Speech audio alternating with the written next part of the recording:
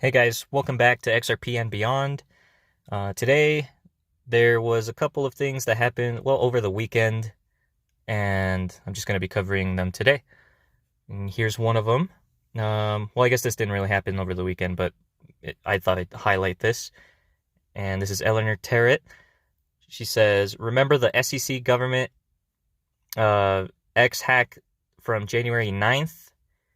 The last update from the agency on January 22nd stated that it was working with the Office of the Inspector General and several outside agencies, including the FBI, about the incident. But apparently in 2023, the SEC OIG, which is Office Inspector General, got an independent company to look at its information security program, which includes cybersecurity infrastructure, security, and found it was lacking. The report is buried on the SEC's website and dated December 20th, 2023. The hack resulted in reported losses of around 90 million in Bitcoin liquidations, according to CoinDesk. So, let me just read the rest of this. Gensler also did not mention this report in his responses to members of Congress regarding the hack. Imagine what the SEC would do if a public company knew of a vulnerability, didn't correct it, and then got hacked. Will the SEC have any repercussions? And there's the independent report right there. Yeah. Will we see the SEC have any repercussions for that?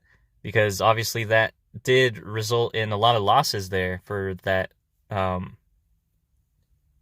early Bitcoin ETF news that happened,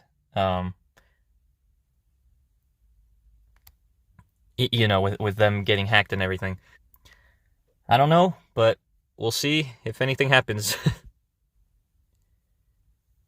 The other thing I wanted to show you guys is, and we'll get to bigger, more meaty things here, but I thought this was something that, I have a huge connection with this. And this is from Credible Crypto. He says, very comfortable with this at this point. And it's just normalizing this feeling, right? Being away from the crowd.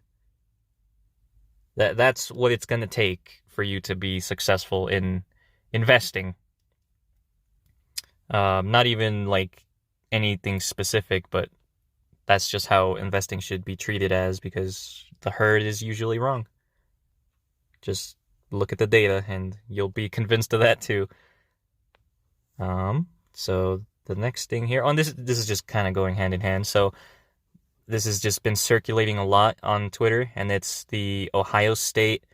There was a speaker on there that was pitching Bitcoin to everyone, and the crowd booed.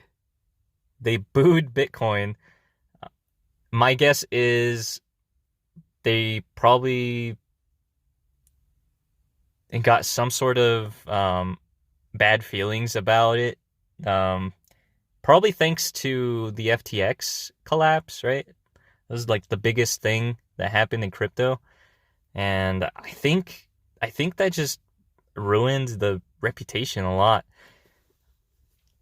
But obviously Bitcoin has recovered ever since then, and these guys don't know that, right? And so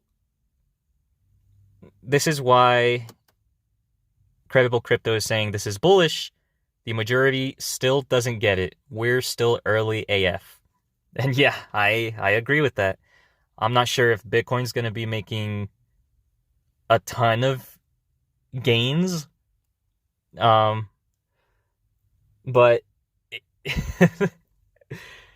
we're obviously here at the right time, right? I mean, just look at that big ass crowd right there, and they're all against Bitcoin, even though, it's up ever since the FTX collapse, several 100%. But yeah, the next thing here is the RobinHood Wells notice. So this is what happened. This is the biggest news probably. And it's not something that I'm particularly worried about, just because we've seen the SEC take a lot of L's in terms of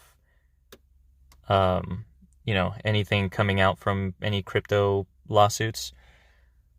But the Wells notice all on its own is kind of a scare tactic, right? Because even if we don't know for sure if they're actually going to sue them, there's just by the intent alone that scares the market, right? And I'm not sure 100% on this, but I think Robinhood is the first traditional market player to get sued by the SEC that has crypto involved. But that's not a good thing, right? Even if it's not the first, it's not a good thing that they're coming after these people, like anyone really. But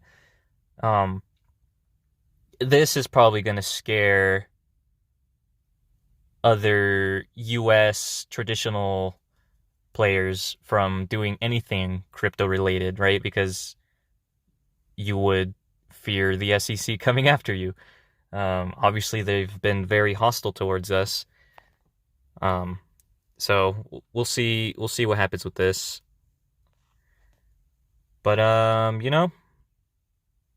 XRP is still good, not a security. So maybe these traditional players will pick up on that.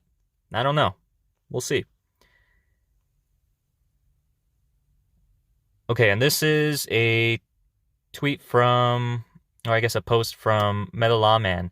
And he says, and then they came for Robinhood app. If you are involved in crypto but have not yet received your Wells notice, please be patient. The SEC will get to you as soon as they can. Yep. This is why I bookmarked this.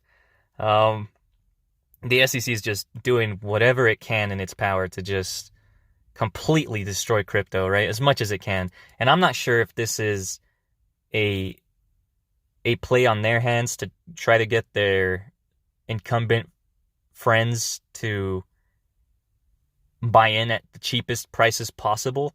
I don't know if that's what they're doing, but to think that it's only for money, I can't believe that alone, right? Because if it was for money, well, they don't really need it because they have our taxpayer monies, which is basically an infinite amount of money, right? They could just keep printing more for them.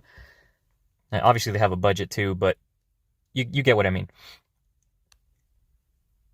And so, see, this is why I'm saying I don't think we should be cheering against the Ethereum Foundation to be losing against the SEC.